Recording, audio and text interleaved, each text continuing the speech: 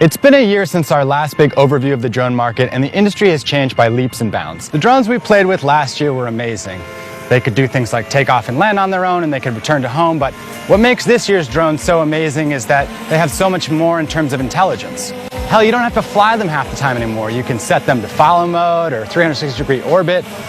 It's a flying camera, right? So fundamentally what you want to do is get it in the air, and then you let it worry about capturing the perfect shot. Last year we spent a lot of time struggling with assembly. There were rotors that we couldn't attach and batteries that had loose wires. This year all the best drones have really tightened up that process. The batteries snap into place easily and the rotors are self-tightening. That means it's no longer about struggling when you get it out of the box, but how it flies in the air. The DJI Phantom is still our favorite drone. Out of the box, it's the one you can rely on to capture great footage, which means a lot when you have a 20-minute battery.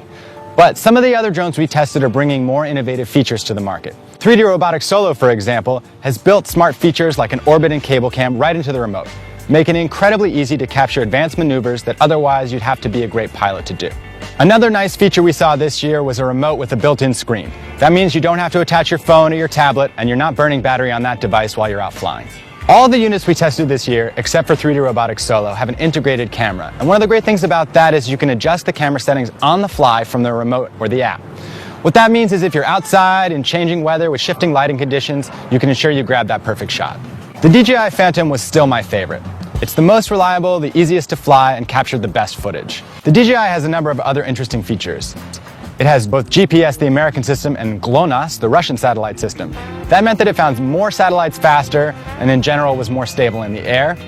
The Phantom also comes with a downward-facing camera, which means if you're flying inside without a satellite signal, it can find and hold its position. The Phantom offers the ability to live stream to YouTube, and while it's not perfect yet, it's really promising. I also found that the Phantom was the one that was pushing the most consistent software upgrades. Out of the box, it couldn't do things like follow me or orbit mode, but DJI pushed that, and now those features work. The Phantom is also the only model that comes in a wide range of prices. You could get it for $700 with a decent camera, or $1,250 with the full 4K. The runner-up was probably the Solo from 3D Robotics. It's built some of the smart features like an orbit and cable cam right into the remote, which makes it super easy to get shots that I couldn't do as a pilot. The big problem was that the gimbal and the camera, which is a GoPro, were never as reliable. I had problems with shaking and weird shadows, and the colors look washed out. The Typhoon from Unique is a great drone, and it has a feature that I love, which is that the screen is built right into the remote.